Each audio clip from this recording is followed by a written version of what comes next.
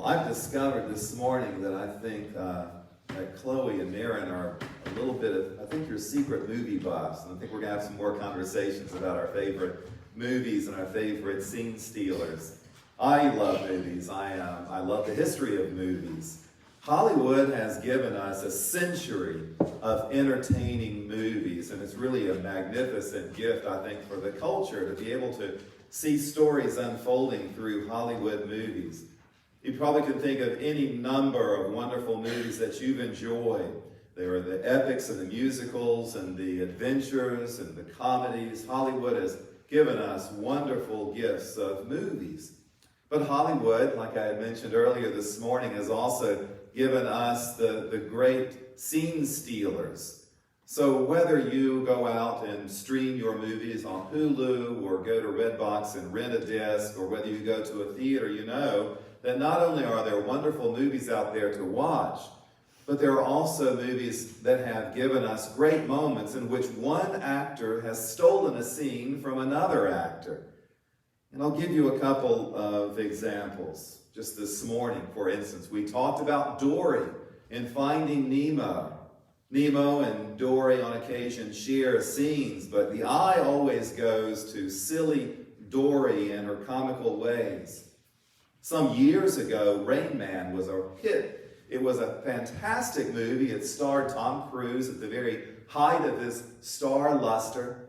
And despite his luster, however, Tom Cruise was always undermined, it seemed, by Dustin Hoffman, who played the brother Raymond.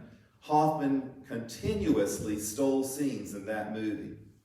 My daughters and Debbie as well and I, we like to watch on occasion The Devil Wears Prada, which is an incredible movie about a young girl played by Anne Hathaway, a college graduate that is, who is trying to make her way in a giant New York fashion magazine.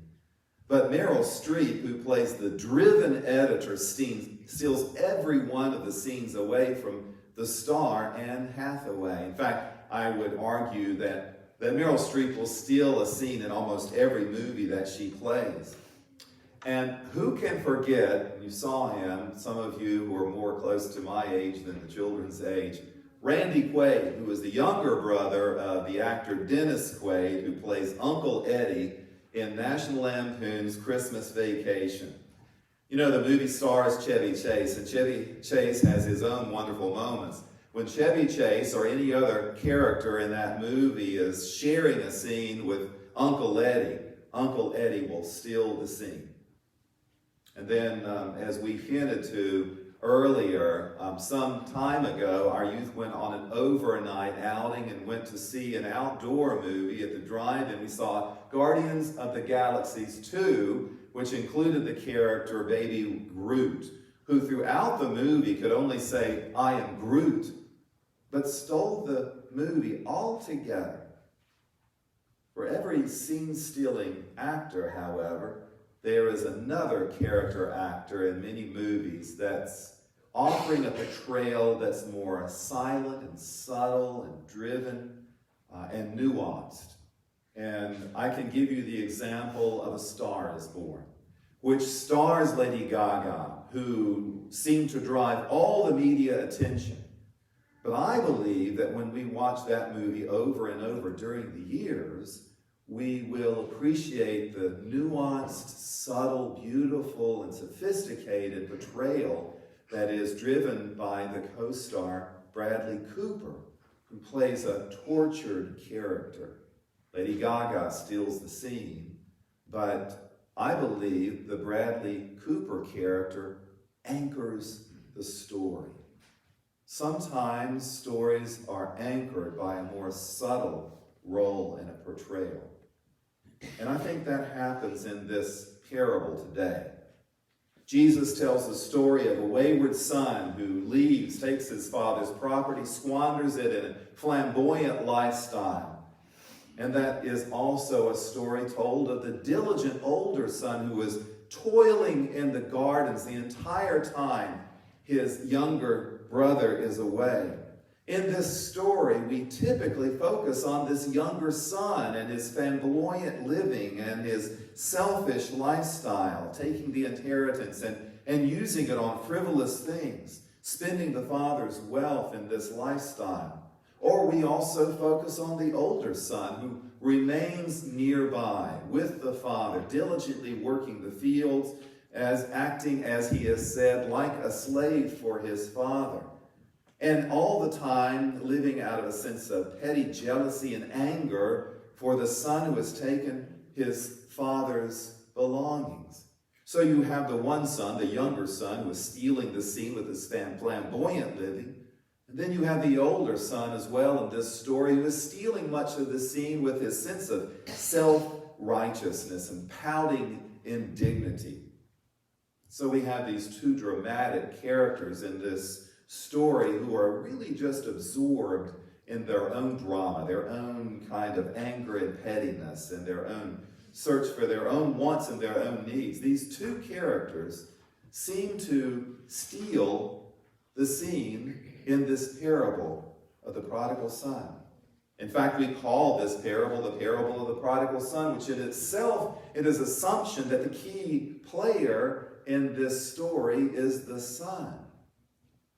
But while Jesus is weaving this story of this bilious younger son and his boorish older son, while he is weaving this story, contemporaneous to his telling of the story, in the crowd are milling about Pharisees.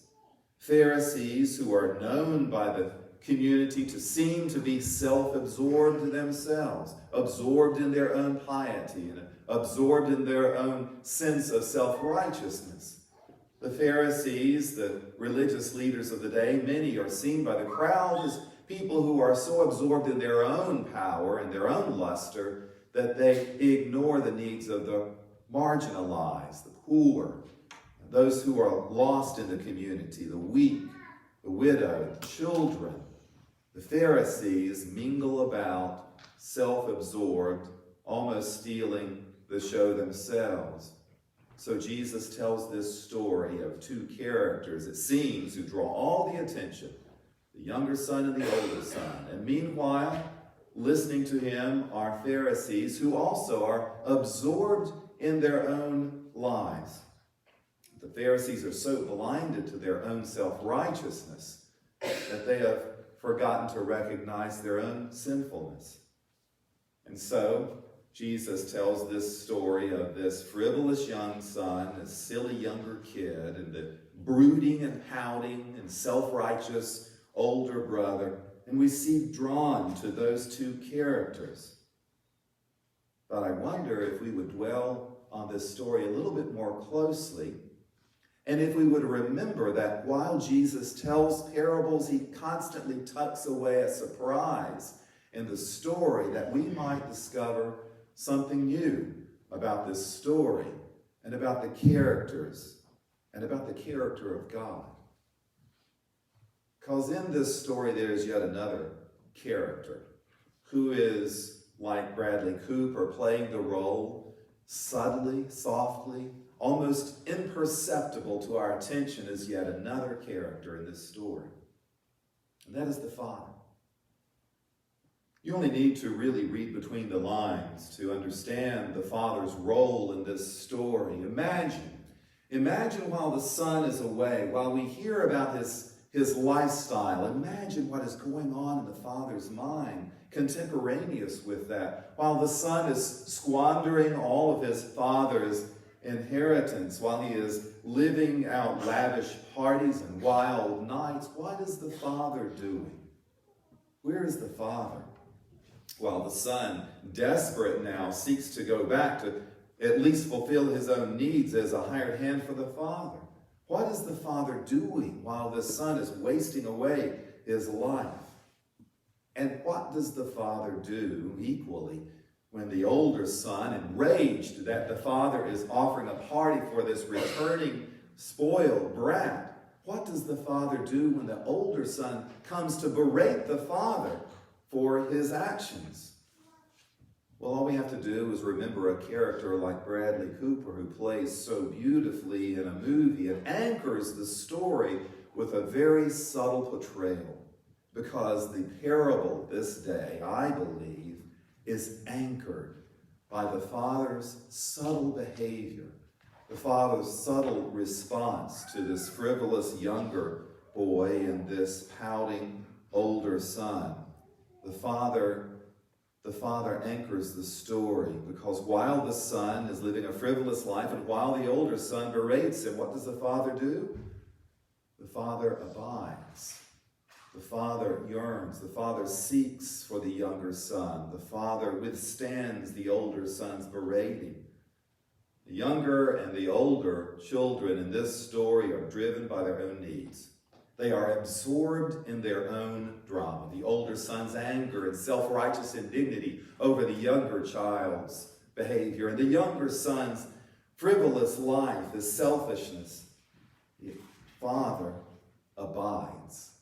The Father endures.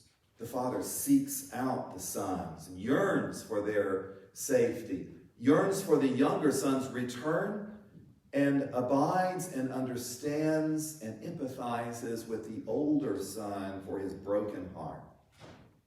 As we dwell on this story, as you reread this story, especially verses 11 through 20, as you see the story of the son and his lifestyle, imagine that you are the parent.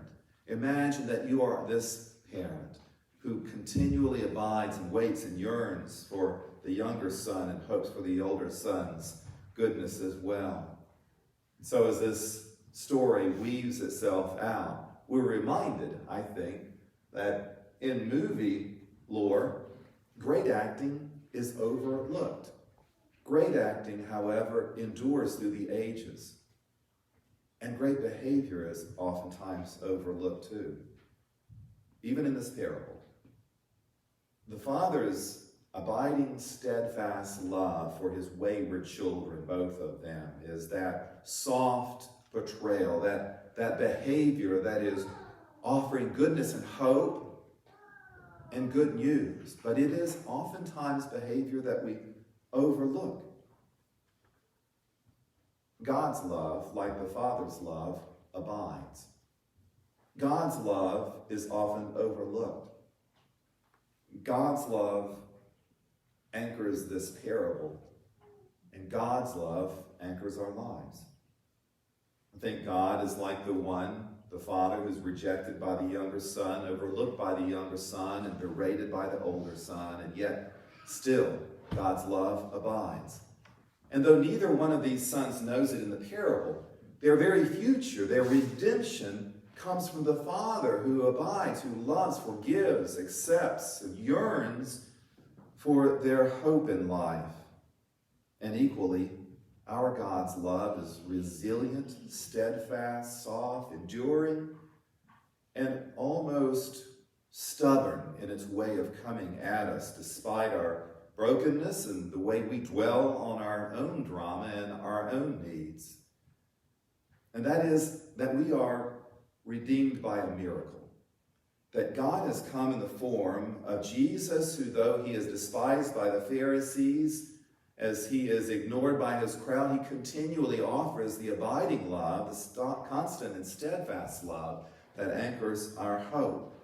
He offers love for his disciples despite their misunderstandings. He offers love in the midst of people who live out their own drama. His steadfast love is there for Judas, who betrays him. It is there for Pilate, who tries to control this controversial rabbi. His love is there and abides for people who believes he is getting too close to Jesus and fears for his own safety. And his love abides for even the temple leaders who've forgotten their very people and their very God. Jesus' love is subtle, and oftentimes it is overlooked. But it abides. It washes over us like a great tidal wave.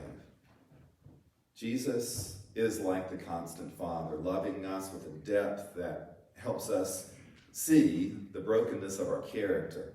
He reveals God's character, God the patient, loving parent, who yearns for us, seeks us out, hopes for us, and offers hope for us. Jesus points to the God who is the character, the actor, who anchors our hope. Let us give thanks to God whose love abides. Let us ask for forgiveness that we overlook it. And let us constantly be aware of the gospel truth that God's love anchors our hope. Let us pray. Living God, we thank you for the depth of your love for us, and we pray that we can be more aware and attuned to your love for all. In Christ's name, amen. Please rise for the